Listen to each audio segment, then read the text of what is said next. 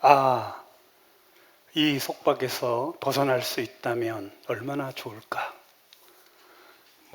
이런 그 말들은 자주 들어보죠. 오늘 제가 이 소개한 그 글은 그 마크 트웨인의 그 왕자와 거지 중에 나오는 내용입니다. 우리 그 왕자와 거지 제가 어렸을 때 읽은 그 소설입니다. 여러분들 잘 아시죠? 그 내용이 뭔지. 뭐 그런 비슷한 류의 소설이나 영화가 많이 있죠. 뭐 이렇게 그 왕자나 공주가 성이 너무나 싫어서 성 밖에 나가서 뭐 물레방앗간 아가씨하고 사랑을 나눈다든지 나무꾼과 사랑을 나눈다든지 뭐 이런 이야기들 많이 있습니다. 이 왕자와 거지도 대표적으로 왕궁이 너무나 싫어서 밖으로 나갔던 왕자와 비슷했던 거지와 옷을 바꿔 입으면서 일어난 그런 뭐 거의 그 뭐 실제를 작품화했다는 이야기도 있습니다. 자, 여러분들 그 이유는 무엇일까요? 왜 이렇게 이런 소설들 또 이러한 일들이 자주 일어날까요? 사람들의 그 심리가 그렇다고 합니다. 다른 사람들이 가진 것에 대해서 부러워하고 또 다른 사람들의 모든 것들이 행복해 보이고 좋아 보여서 생긴 그런 심리적인 영향으로 인해서 이런 것들이 우리 삶에 비일비재하다 이렇게 얘기를 합니다.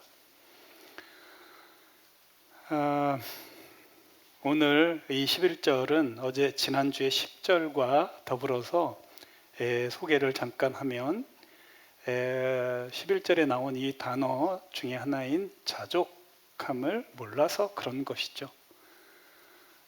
자기 처지에 대한 그 만족, 이 자족이란 말 자체는 사실 그 만족이라는 말로 번역을 해도 전혀 이상하지 않는 그런 단어입니다. 이 자족이라는 단어가 어떤 말이냐면 아우타르테스입니다. 이 말은 굉장히 신비한 단어이기도 하고요. 사실 이 단어는 주로 철학자들이 쓰는 그런 단어입니다. 그 당시 여러분들 이 스토아 학파들이라는 사람들이 가장 최고의 선을 말할 때 이런 자족감, 만족감을 가지고 있을 때 쓰는 그런 단어가 되겠습니다. 정말 이 자족이나 만족한 삶을 산다는 것 자체가 쉽지 않습니다. 굉장히 높은 수준의 그런 훈련과 또 배움, 또 뼈를 깎는 듯한 그런 치열한 그런 삶을 살아보지 않은 사람들은 이 자족이나 만족한 삶을 산다는 것이 굉장히 어렵습니다. 그래서 사도 바울은 끊임없이 그런 삶을 살았고 또 자기 제자에게 그런 얘기를 합니다. 자족하라고 얘기를 합니다.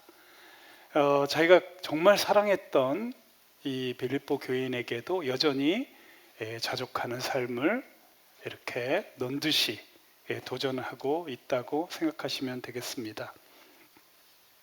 사실 이 자족함이라는 것 자체가 그 당시 이 스토아파들에게는 정말로 어렵고 어려운 최고의 선이라고 생각을 했습니다. 그 당시 그리스에 이 스토아파가 생기기 전만 해도 사람들은 뭔가를 욕구를 채우고 뭔가를 쟁취하고 뭔가 목표를 달성하는 그런 삶에 대해서 굉장히 좋은 선이라고 생각을 했습니다. 높은 데 올라가고 많은 것을 갖고. 그런데 여러분들 스토아파가 생기면서 그들이 가지게 된 선이 자족, 그 다음에 뭐 만족, 절제 뭐 이런 거였죠. 그래서 여러분들 대표적으로 그것의 경지에 상당히 도달했던 이 소크라테스는 굉장한 존경을 받았고 최고의 그 철학자고 스승이라고 일컬어지고 있죠. 그런데 뭐 그 부인은 그렇지 않았던 것 같습니다. 부인은 그것에 대해서 그렇게 최고의 선이라고 생각지 않은 것 같습니다. 자, 이 스토아파들은요, 그런데요, 이 스토아파들이 추구했던 이 자족이나 만족은 우리 성경에서 사도 바울이 가지고 있었던 그 자족과 만족하고는 상당히 달랐습니다. 그들은 이 스토아파는 이 자족이나 만족은 자기가 끊임없이 추구해야 되는 하나의 선이었습니다. 그래서 이것은 약간의 그 오만 또 이 오만함을 가지게 되었습니다. 뭐냐면 이 사람들은 이 자족하고 결핍한 삶 자체를 기쁘게 받아들이지 않고요. 그것은 또 다른 부자유를 발생하게 했습니다. 자, 무슨 말이냐면 이 사람들이 최고의 선이라고 자기가 이 만족하는 삶을 살았습니다. 그런데 그러면 그것은 굉장히 기쁨으로 받아들여야 되는데 기쁨으로 받아들이기보다는 또 다른 결핍을 낳게 되었죠. 이 뭐냐면 이 자족하지 않는 그런 사람들, 탐욕에 쩔어서 사는 사람들을 보면서 그 스토아파는 그들을 지탄하고 그들을 향해서 어리석다고 얘기를 했습니다. 그러면서 자기는 굉장히 아름다운 선한 삶을 산다고 생각을 했죠. 여러분들 다른 사람들에 대한 공격 이런 것들은 또 오만함, 이것은 또 다른 결핍을 낳고 있는 것이죠. 그런데 오늘 이 11절에 나오는 그 사도 바울의 자족함이라는 것은 전혀 다른 국면입니다. 이 사도 바울이 가지고 있었던 이 자족은 진정한 자유와 기쁨에서 나오는 것입니다. 자, 오늘 이 11절은 10절하고 연관이 되어 있는데요. 지난주에 여러분들 사도 바울이 굉장히 주 안에서 기뻐한다고 했습니다. 왜? 그동안에 여러분들 그 물질 있는 곳에 마음이 일반적으로 있지 않겠습니까? 이 사도 바울은 그동안에 중간에 빌립보 교회가 처음 시작은 너무나 아름답고 좋게 시작을 했죠. 그 어떤 교회보다 빌립보 교인들은 이 사도 바울의 그 소중함을 알고 있었고 이 사도 바울이 이 복음을 전하고 또 제자를 삼는 데 있어서 물질이 필수적으로 필요하다는 것을 잘 알고 있지 않습니까? 이 사도 바울도 사실은 그렇습니다. 사도 바울이 여러 곳을 다녔을 것이고 또 가난한 자들을 만나면 여러분들 물질로 그들을 채워줬을 것이고 또 뭐 여러 가지 상황에서 경비가 많이 들었을 겁니다. 사도 바울은 그런 그 상황을 통해서 하나님께서 늘 공급해 주신다는 그런 확신과 경험을 했습니다. 여기서 배웠다라고 얘기를 하고 있습니다. 사도 바울은 그런 또 와중에 틈틈이 일이 있으면 일을 했습니다. 그런데 이 빌립보 교회인들은 신기하게도 다른 교회에서는 사도 바울이 이 텐트 메이킹을 하는 것에 대해서 그렇게 뭐 당연하다고 생각을 했는지 모르겠습니다만 이 빌립보 교회만은 처음서부터 아니다. 사도 바울의 이 우주적인 이 사역, 정말 생명을 살리고 또 모든 족속이 다 예수 그리스도를 믿고 구원받고 진리를 알기 원하는 그 하나님의 뜻을 시행하는 데 있어서 정말 한 시간 1분 1초가 소중하다는 생각을 가지고 있었기 때문에 이들은 하나님을 너무너무 사랑하는 마음으로 하나님의 예수 그리스도의 그 죽음을 헛되지 않게 하기 위해서라도 사도 바울은 일하는 데 시간을 뺏겨서는 안 된다. 그래서 어떻게든지 사도 바울이 충분히 복음을 전하고 제자를 삼을 수 있는 그러한 일을 돕고자고 작정을 했습니다. 그래서 아예 사도 바울이 그렇게 다른 곳에서 그 선교 그 지정 헌금이나 이런 것들을 받는 것을 굉장히 불편해했고, 고린도 교회에게는 뭐라고 했냐면 내가 죽을지언정 나는 그렇게 지원받는 것을 좋아하지 않는다, 이렇게 얘기까지 한 사도 바울에게 끊임없이 계속해서 계속 물질을 보냈죠. 그런데 지난주에도 잠깐 얘기했다시피 여러분들 중간에 사고가 생겼습니다. 뭐 여러 가지 여러분들 전달하는데 문제가 생겼을 수도 있고요. 또 제가 지난주 얘기했던 대로 사도 바울이 결정적으로 감옥에 가는 바람에 교회 내에서는 이 사도 바울이 사기꾼 아니냐, 사도 바울이 지금까지 우리가 계속해서 선교 헌금을 보냈는데 복음을 전하라고 시간을 아끼라고 보냈는데 혹시 감옥에 간 걸 보니까 이거 사기꾼 아니었나? 이런 생각을 자연스럽게 하게 됐을 겁니다. 그래서 교회 내에서도 논란이 있었을 것이고, 야, 우리 그러면 보내지 말자 하는 일들도 생겼을 겁니다. 그런데 여러분들 알다시피 사도 바울이 함께하면서 아주 일률적으로 탐심을 가지지 않았고 순수하게 복음을 전하고 순수하게 제자를 삼았던 사도 바울이 새롭게 생각이 난 거죠. 그래서 지난주에도 다시 싹이 났다, 이렇게 표현을 하고 있습니다. 그들이 거짓으로 주변에서 사도 바울을 욕되게 하고 사도 바울의 그 복음 전함이나 제자 삼는 것에 방해 세력이 항상 있습니다. 이것은 성경에서 공중 권세 잡은 자라고 얘기를 하죠. 정사를 잡은 자들이라고 얘기합니다. 바로 마귀의 그런 계획이고 계책이죠. 어떻게든지 복음 전하고 제자 삼는 사역을 하려고 하는 그런 사람들이나 그런 교회를 너무너무 싫어합니다, 이 사탄은. 그래서 사도 바울은 선교헌금을 받지를 못하고 감옥 생활을 하고 있었습니다. 그런데 이제 느닷없이 오래간만에 선교헌금을 받았습니다. 그럴 때 자기가 주 안에서 크게 기뻤다, 이렇게 얘기를 하고 있습니다. 크게 기뻤다. 그런데 이거 누가 보면 돈 왔어? 좋네, 이래서 크게 기뻤다고 생각을 할까봐 바로 11절에 이것을 적극적으로 부정하는 그런 글을 쓴 겁니다. 내가 궁핍함으로 말하는 것이 아니다, 내가 거지 같은 마음으로 말하는 것이 아니다, 이렇게 얘기를 하고 있습니다. 나는 어떤 형편에서든지 처족함을 배운 사람이다.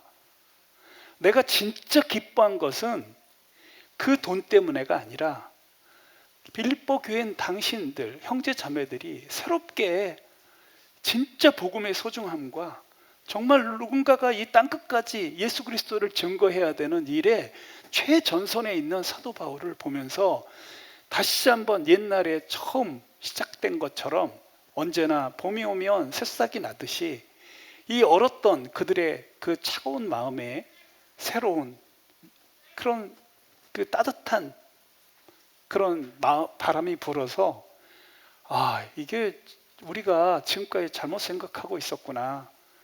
이 사도 바울이 올바른 그런 정말로 지금까지 그 어느 곳에든지 탐심으로 복음을 전하는 것이 없었고, 봐라, 우리한테 왔을 때 어떻게 했냐, 이 사람이.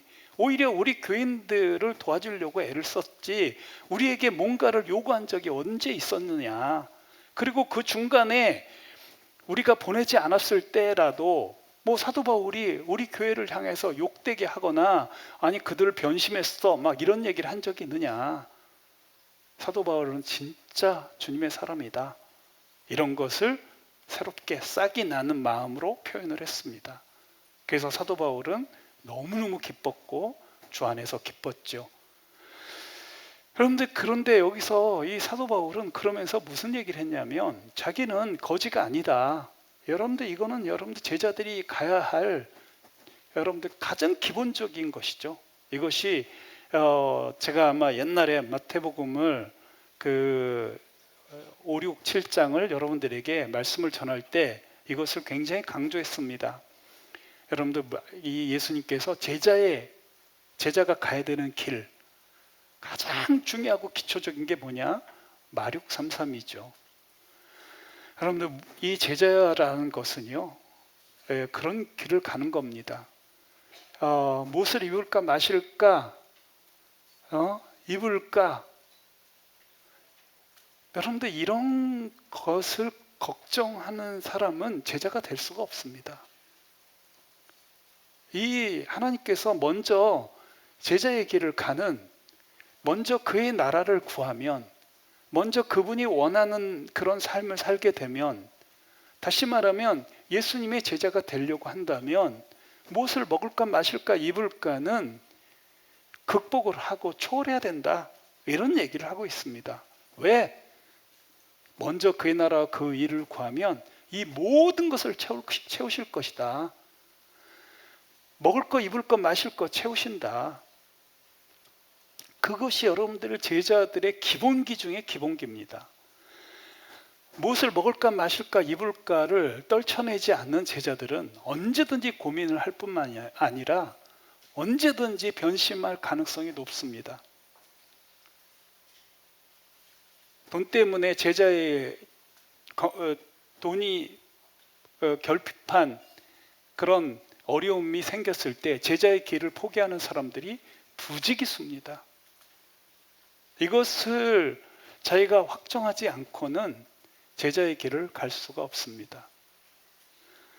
하나님께서는 여러분들 이 제자의 길을 가는 데 있어서 하나님께서 공급해 주실 거라는 그런 확신이 없는 사람들은 절대로 이 길을 가지 못합니다. 하나님께서 우리를 복음을 전하는 전사로 삼으셨다면 우리의 삶을 책임지는 겁니다.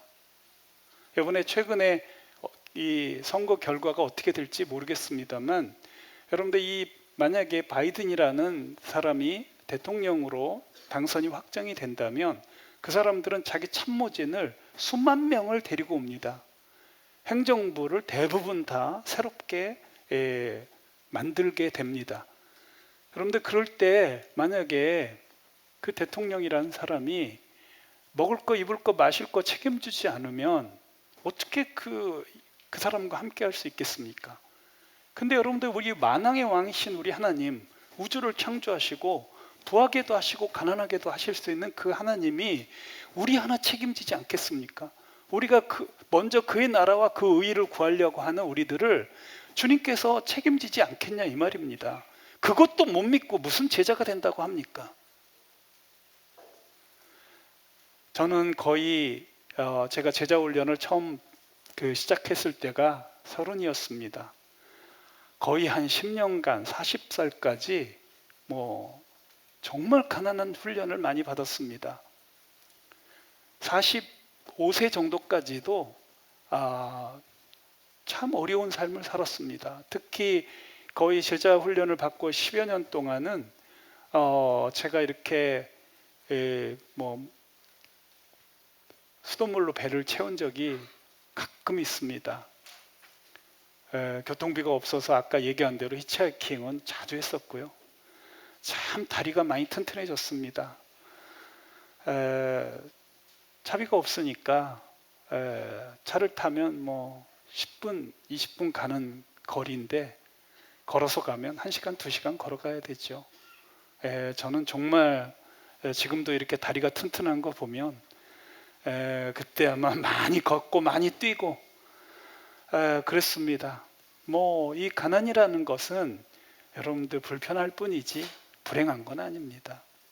저는 그럼에도 불구하고 하나님께서 항상 그의 나라와 그 의를 구했던 저희 부부에게 언제든지 필요한 때는 공급을 해주셨습니다. 정말 절망적인 상황에서 항상 공급을 해주셨습니다. 하나님께서 책임지시는구나. 먼저 그의 나라 그 의를 구하면 반드시 채워주시는구나. 이런 것들을 저는 10년 동안을 충분히 배웠습니다. 그래서 여러분들 지금도 사실은 저는 여러분들이 우리 형제들이 대부분 증언을 하실 수 있겠습니다. 그리고 어렸을 때부터 우리 개척 때부터 함께 해온 우리 지체들이 제가 지금도 어떻게 살고 있는지 잘 알 겁니다. 저는 지금도 이렇게 돈이 없으면 없는 대로 사는 비결들을 배웠습니다. 오랫동안 배웠죠. 여러분들 없으면 그냥 그 없는 대로 사는 그런 비결들이 있습니다. 많은 사람들이 김장해야 된다 막 이러면요, 그냥 저희들은 그냥 김장 끝 무렵에 가면 시장에서 이렇게 좀 마른 그런 배추나 그 무들이 있습니다. 그거 그냥 우리 젊은 부부가 그거 쳐다보고 있다고 그 할머니 이런 분들이 아유 가져가 막 이런 분들도 꽤 많습니다. 젊은 사람들이 저렇게 알뜰하다고, 속도 모르고 그분들은 젊은 사람들이 알뜰하다는 그런 말을 하면서 덤으로 더 주고 막 그렇습니다. 여러분들 그거 김치 담궈 보면 똑같지 않습니까?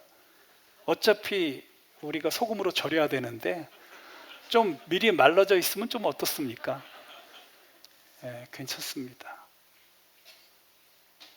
여러분들 우리가 현재 가지고 가고 있는 이 제자의 길이라는 것은 너무나 황홀하기 때문에 사실은 그런 결핍이라든가 궁핍함 이런 것들은 우리가 가는 길을 막을 수가 없는 것이죠. 그리고 주님께서 언제든지 부유하게 해줄 수 있는 분입니다. 그런데 그분은 우리를 향해서 계획을 가지고 계세요. 신명기 8장 2, 3절을 잠깐 보겠습니다. 자, 같이 한번 읽어보겠습니다. 자, 시작.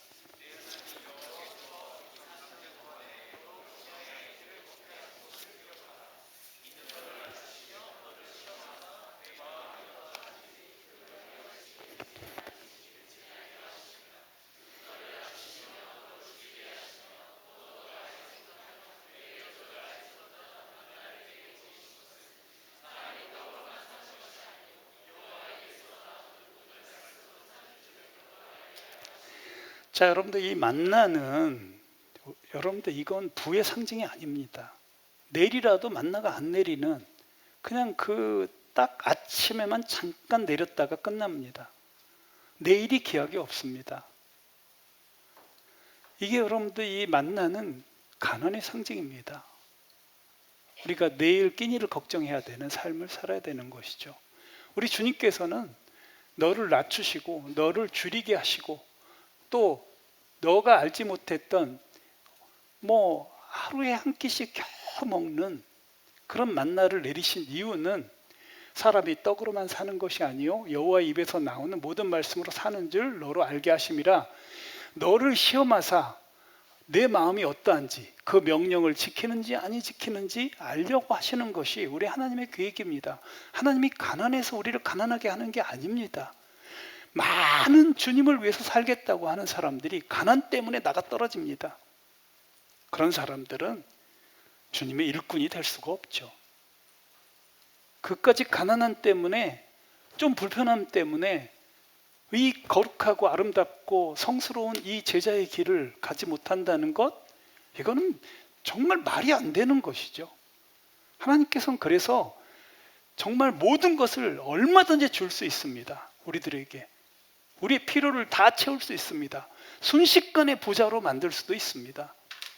그런데도 불구하고 그분은 우리가 가난한이라는 것을 반드시 그 가난의 시험을 통과해야만이 위대한 제자의 길을 갈 수 있는 것이죠. 사도 바울은 굉장히 부잣집 아들이었습니다. 그런데도 불구하고 이 사도 바울은 가난한 삶을 사는데 많은 비결들을 배웠습니다.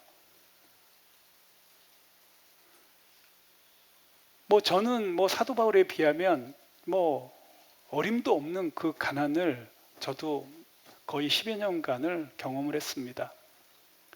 어쩔 땐 정말 가난 때문에 심각한 그런 고민을 할 때도 있습니다.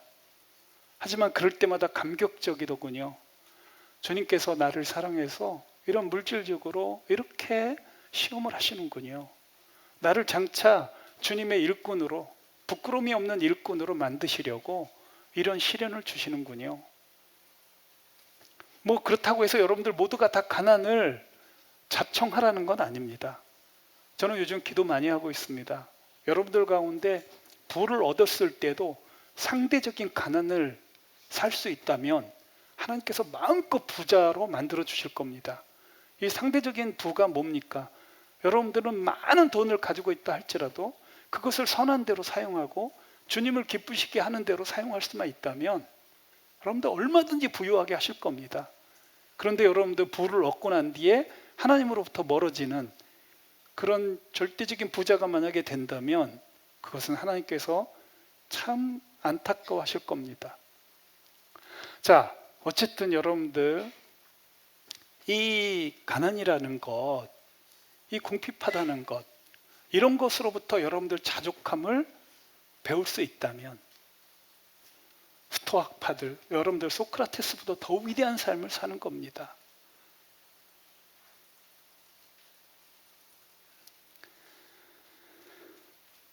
여러분들 이제 뭐 한 해가 거의 저물어가고 있는 추수감사절입니다.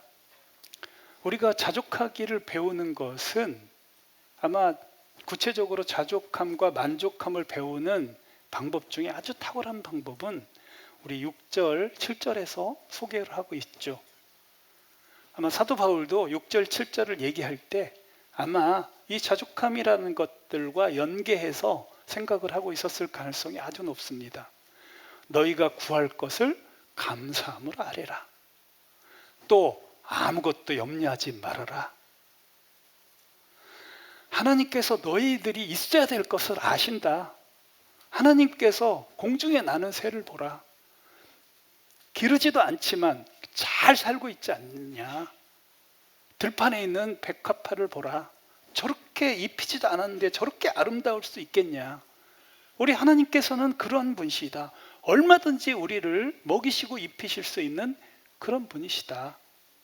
그렇기 때문에 너희 구할 것을 염려하지 말고 구하면 하나님께서 주신다. 또 평강을 주신다. 여러분들 참 신기하죠? 직접 물질을 주신다고 안 그러고 7절에 보면 평강을 주신대요. 여러분들 이 평강과 만족이라는 단어는 굉장히 비슷한 단어입니다. 우리가 평강이 있다는 것은 만족할 때 생기지 않습니까? 그렇기 때문에 주님께서는 그 자족함과 만족함을 주신다. 이렇게 여러분들 말씀하고 있습니다.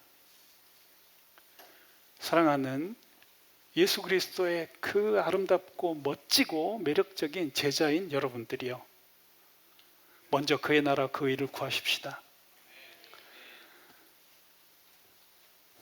가난도요. 매력적입니다. 여러분들 가난도 나름대로 매력이 있습니다. 여러분들 부자들은 가난한 삶을 부러워해요. 왕자처럼.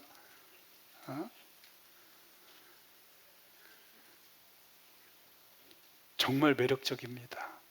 가난한 그런 삶 속에서 작은 도움도 기쁘게 받아들이고요.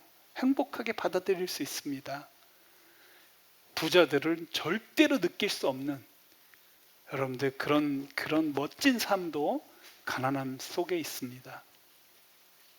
사도 바울은 이 가난함의 그 만족과 행복감을 배웠습니다. 여러분들도 여러분들 그런 그 사도 바울과 같은 경지에 이르기를 주님의 이름으로 축원합니다. 가난함의 비결을 배우십시오. 가난함의 행복을 배우십시오. 가난함의 위력을 배우시고 자족함을 배우시기를 주님의 이름으로 축원합니다. 그것을 위해선 여러분들 끊임없이 꼬투리 감사를 쓰셔야 합니다. 이 감사를 하게 되면 어떤 상황에서든지 자족함을 배우게 됩니다. 정말 좋은 겁니다. 특별히 이번 한 주 동안은 여러분들 감사 주일이니까 감사 주일답게 여러분들 서로 감사를 나누고 여러분들 만나는 사람마다 뭐 10가지 하긴 너무 그러니까 그 중에 10가지 중에 하이라이트 3가지 정도는 만나자마자 뭐 기다렸다는 듯이 서로 나누시고 또 여러분들 목표한 대로 자기가 작정한 대로 매일같이 꼬감 올리는 분들도 있습니다. 이틀에 한 번 올리는 분도 있고 3일에 한 번 올리는 분도 있고 일주일에 한 번 올리는 분들도 있습니다. 그 이상은 안 됩니다.